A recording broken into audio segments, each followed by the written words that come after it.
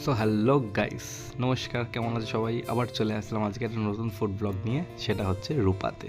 রূপাতে নতুন এদের AC outlet খুলেছে, যেমন কি তোমরা দেখতেই পাচ্ছ।